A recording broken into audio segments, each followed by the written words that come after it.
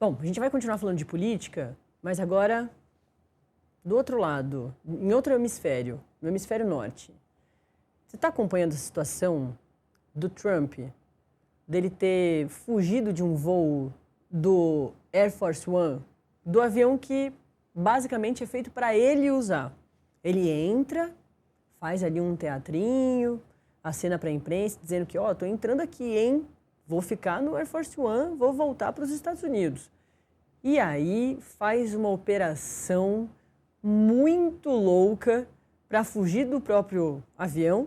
Exatamente esse aí, é um avião mastodôntico, um negócio gigantesco, impressionante de ver sair do chão e depois de voltar. E ele sai num caminhão de comida para fugir de um possível ataque, uma ameaça, né? Olha lá, o teatrinho, dá um tchauzinho, vira as costas, normal, um dia normal aqui, tô tocando minha vida normal, como todo mundo sabe. Aí, pela outra porta ali no fundo, entram a imprensa e os funcionários da Casa Branca. Gente que trabalha com e para o presidente dos Estados Unidos. Eles seguiram no Air Force One. O presidente dos Estados Unidos mesmo não seguiu.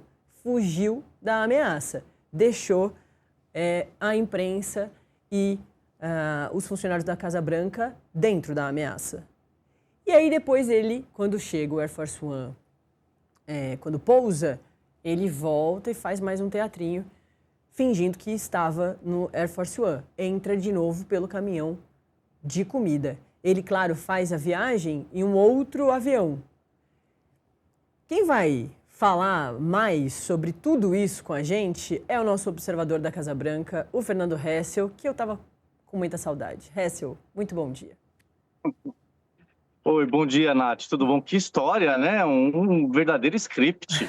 Sim, que a gente só poderia ver com o Donald Trump mesmo. Ele é performático. Ele já está acostumado, né, a criar vários scripts, vários roteiros. Já é um cara de televisão, né? Já Exato. sabe como se comportar.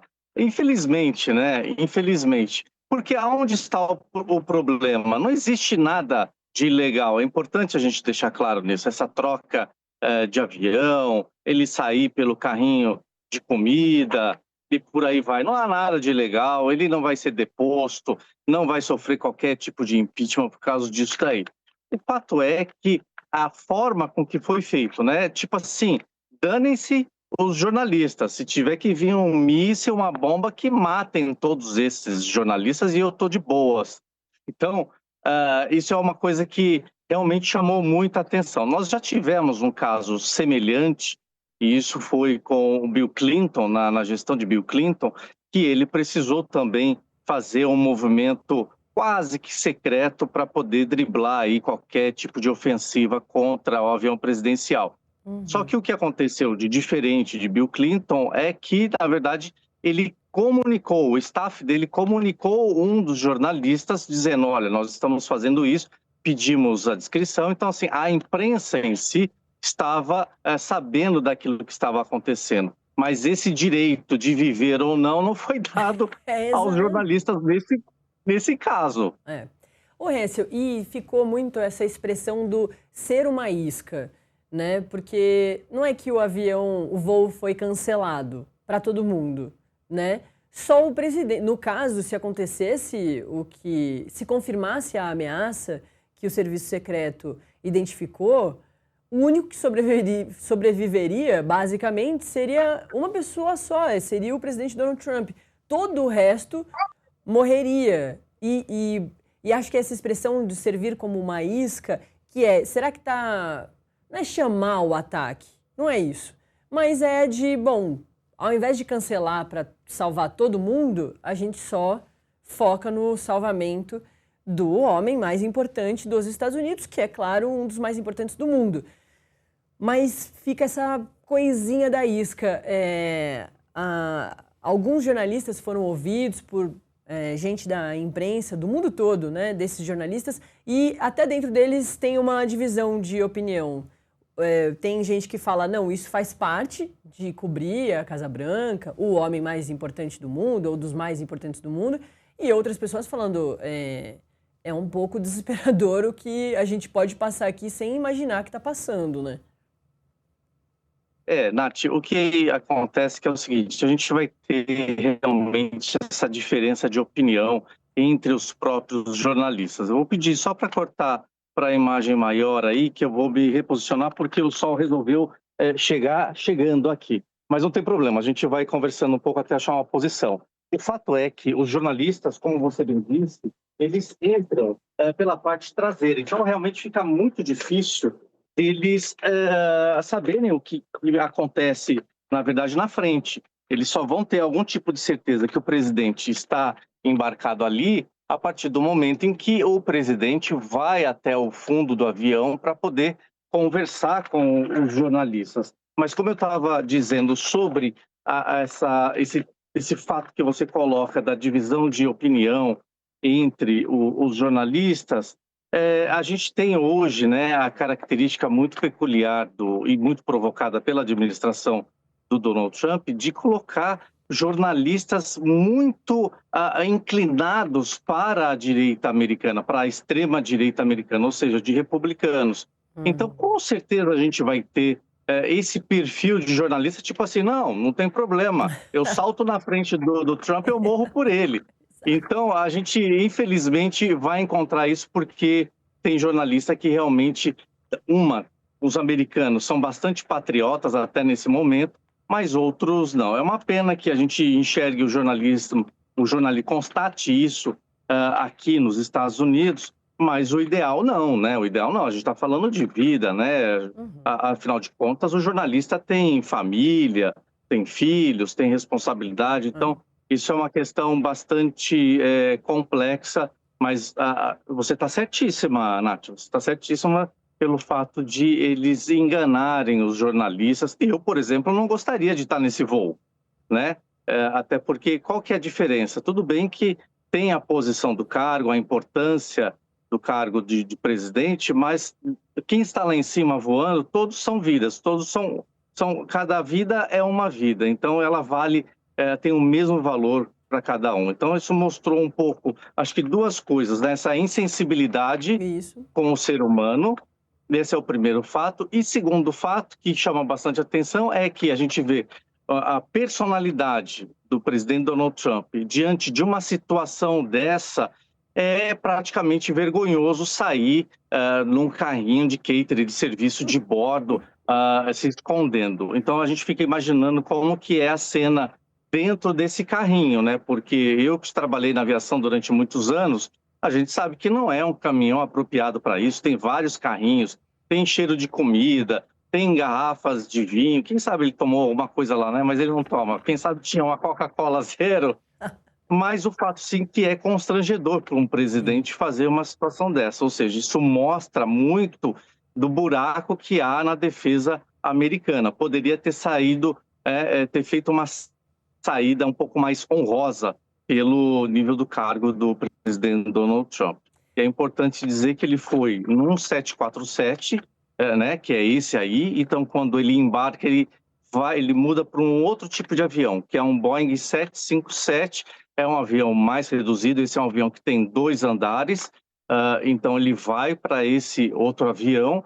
E o interessante é que, Nath, a classificação de Air Force One, ela acontece quando o presidente está dentro daquela determinada aeronave, né? Então, vamos supor, se o presidente mudou para o 757, que é um avião menor, ele também se consideraria um Air Force One, então esse azul e branco já deixaria de ter a nomenclatura. Então, esse é um 757, esse é um avião particular do Donald Trump, não é o avião em que ele fez, porque a frota da Força Aérea Americana ela tem diversos 757, é um tipo de avião que também o Marco Rubio utiliza, o ministro da Defesa aqui, né, o Pete Hegseth, o secretário de Defesa de Guerra, também utiliza. Então, foi exatamente esse modelo de avião em que Donald Trump utilizou para ir até a Inglaterra e assim retornar ao Air Force One. Então, o que eu estava dizendo,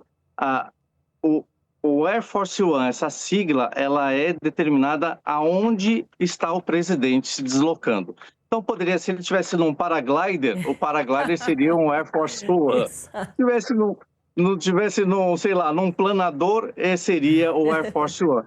E para quem entende do tráfego aéreo, das siglas, tudo, a gente vê uma coisa interessante nesse ponto, que esse Air Force One, que teoricamente estaria o presidente Donald Trump, e só estavam os jornalistas, ele foi catalogado para efeitos de tráfego aéreo como Air Force One, para justamente não dar nenhuma pista do que estava acontecendo. E o avião 757, que é esse que a gente está vendo, o modelo é exatamente esse, ele foi considerado pelos radares como um avião comum, um avião qualquer. Então, isso é curioso porque quando a imprensa, a parte da imprensa, recebe depois, dias depois, essa informação através de uma fonte não revelada, as coisas foram se encaixando.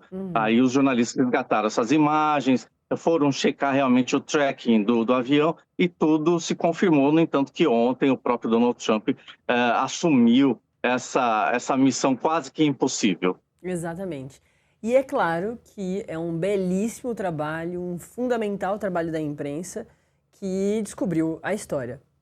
Não sabemos exatamente como, né? É assim como o Hessel falou, por uma fonte aí que a gente ainda não sabe e não tem que saber mesmo. É isso, a fonte não é revelada, mas é muito interessante. E é importante de saber, principalmente pela situação em deixar pessoas em um lugar que está sendo ameaçado de um ataque iraniano, né? Acho que esse é o ponto mais importante dessa história toda. Como o Hessel bem nos pontuou, o serviço secreto fez uma situação legal, né? O presidente Donald Trump seguiu o que o serviço secreto disse que precisava ser feito. Presidentes americanos são ameaçados o tempo inteiro. Ele vive uma guerra contra um outro país, contra o Irã. Então, tem ameaças o tempo inteiro. Mas o ponto de deixar pessoas, né, ao invés de cancelar o voo completamente, deixar pessoas ali serem ameaçadas no lugar do presidente, isso é realmente muito ruim. Se eu preciso pedir o último intervalinho aqui para o pessoal que está com a gente na Smart TV, a gente ainda fala mais um pouquinho com o Fernando Hessel sobre todos esses cenários americanos. Tem o último intervalinho, tá? Para você que está com a gente pela sua Smart TV. Em 2 minutinhos você está de volta a acompanhar toda a nossa programação ao vivo aqui na nossa TV. Voltando então a falar com o Fernando Hessel, é isso, né, Hessel? Para além disso tudo, o fundo dessa história é Irã, né? É a guerra contra o Irã. E também mexeu no vespeiro, né? É de você lidar com o vespeiro que você mexeu, entrando junto com Israel nessa guerra há 5 meses e não conseguir sair dela de nenhuma forma. Já se tentou de um tudo e a situação não se resolve. Esse fato pode parecer um fato banal, essa troca de avião, e como a gente comentou aqui, não há nada de errado nisso, é só uma tática que o governo americano, né, o serviço secreto, usou para poder preservar somente a vida de Donald Trump, né? É sempre bom a gente refletir nesse sentido, mas isso mostra a intenção dos Estados Unidos em uma situação bastante delicada, justamente essa, do medo, né? Então, assim, a vulnerabilidade da defesa americana, de certa forma, foi exposta, né? Ou está sendo exposta a cada dia que passa, e isso é muito vergonhoso para o americano. Os Estados Unidos, ele na verdade tem essa imagem, né? Desculpa, eu estou me movimentando aqui porque foi bem complicado aqui a nossa. Vocês estão recebendo meu áudio? Sim, tá tudo certo. Ok, tá. Isso demonstra uma vulnerabilidade da defesa americana, porque o americano tem isso dentro de si, né, do orgulho com a nação, né, de que tudo é muito forte, que tudo eles resolvem, que é a primeira economia do mundo. Então, quando começa a acontecer esses fatos, realmente isso vai pesar politicamente para Donald Trump, né? Não basta apenas ele ter os votos do americano, né? Não basta apenas ter essa classificação de primeira economia, mas o americano ele começa Apesar disso, já tem problemas econômicos, né? O americano já está com dificuldade financeira. A gente tem uma taxa de desemprego aí que é uma taxa mascarada. O americano está sofrendo. Ainda quando você chega numa situação dessa, em que vê o presidente tendo que ser resgatado de uma aeronave para outra nessas condições, mostra realmente um nível de vulnerabilidade que não precisava acontecer isso, né? Então a gente pensa, nós estamos falando de um Boeing 747-200, que era aquele que estava considerado mais moderno em termos de defesa do que esse que nós estamos vendo aí, que é o avião do Qatar, que sim, em termos de máquina de avião, é uma máquina muito mais potente, mas a gente está falando mais de autonomia de voo, de conforto, de ter mais números de assentos, de passageiro, ou seja, é um avião novo, né? Mas ele, de qualquer forma, ele está mostrando o mesmo nível de segurança do Air Force One antigo, que é aquele azul e branco. O que eu quero dizer isso? Não tem míssil, por exemplo, que vai desviar de um avião desse, até pela sua dimensão, da sua grandiosidade. O que ele vai ter de itens de segurança? São flares, que são, na verdade, para quem está nos assistindo e não acompanha esse mundo da defesa, os flares são aqueles tipo fogos de artifício, né? São pontos de fogo que saem da carenagem, da fuselagem do avião, justamente para despistar a aproximação de mísseis que são teleguiados pelo calor. Então, ambas aeronaves têm, só que o novo, aquele que nós mostramos, com a nova fuselagem, o doado pelo Qatar, ele, na verdade, não tem equipamentos eletrônicos de segurança que são o quê? Para proteger o sistema eletrônico do avião, qualquer tipo de interferência eletromagnética, ele não tem toda a capacidade que o outro mais antigo tem. Então, assim, por que isso aconteceu? Porque houve a pressa de Donald Trump de aprontar logo esse novo avião entregue pelo Qatar para poder fazer uma cena. Só que daí prepararam o avião, mas não prepararam na sua totalidade em termos de segurança. Agora, quando a gente fala de ambas aeronaves são vulneráveis, não há equipamento suficiente no Air Force One, no antigo, para poder evitar um fato pior e maior de ataque contra esse avião. Volto a dizer, o tamanho dele é gigantesco e a gente também nunca sabe como que o Irã avança na questão da defesa, porque o Irã surpreendeu os Estados Unidos nessa questão. Récio, para te liberar, que eu sei que você tem um compromisso agora às 9h, mas só fala bem rapidinho de como repercutiu aí, de como os Estados Unidos vêm enxergando essa ação toda. É como eu disse, né? É uma situação bastante vergonhosa para o americano, né? É uma coisa que todo mundo se silenciou porque isso realmente bate no brio do americano. Então ele acha curioso, acha interessante essa manobra, né? Esse bastidor de fuga do Donald Trump para um carrinho de catering, né? Um carrinho de serviço de bordo, mas no fundo ele fica realmente bastante chateado e fala assim, precisávamos chegar num nível desse, né? Um presidente da República precisaria se humilhar, porque, de certa forma, é uma humilhação. Poderia ter uma outra forma de se fazer essa mudança, mas ela expõe não só para o americano, mas expõe para o inimigo, o Irã, como os Estados Unidos estão lidando com essa situação. Ou seja, é a confirmação de que realmente há uma vulnerabilidade na defesa americana. É importante, Nath, a gente também trazer aqui, né, a capacidade de reabastecimento, e aí eu estou dizendo na questão do armamento, de mísseis, interceptadores, que a gente teve na semana passada uma exposição também bastante vexatória aos Estados Unidos, que foi uma discussão entre Donald Trump e o Pete Hegseth, justamente que Donald Trump reclamando de que ele não sabia que os estoques de mísseis estavam baixíssimos, ou seja, por isso que a gente vê uma diminuição do ataque ou até mesmo a suspensão de ataque por parte dos Estados Unidos contra o Irã devido a essa baixa reserva de mísseis dos Estados Unidos. Isso também é uma coisa que pesou e esse fato do carrinho, do serviço de bordo, ele vem realmente ser a cereja do bolo para essa vulnerabilidade da defesa americana. Isso é muito ruim para os Estados Unidos, muito ruim, porque ele sempre usou a defesa como uma arma realmente de troca. A gente viu recentemente o uso de tarifas, que é uma segunda arma, mas a defesa, né, militar sempre foi algo de destaque dos Estados Unidos e ela realmente foi exposta, escancarada para todo mundo ver. Perfeito. Fernando Hessel, nosso observador da Casa Branca, participando aqui do Acorda para falar desse episódio super curioso, mais um, da vida do presidente Donald Trump no seu segundo mandato. Valeu, viu, Hessel? Sempre muito bom. Eu que agradeço, Nath. Você vê que a gente fez um exercício de fuga aqui também, né? Fugindo do sol. Ainda bem que eu estava fugindo do sol. Quem está fugindo de míssil é o presidente Donald Trump. Então deixa ele com os mísseis e eu prefiro ficar correndo para lá e para cá para desviar do sol e falar direitinho com vocês. Exatamente. Um beijo enorme. Beijo, valeu.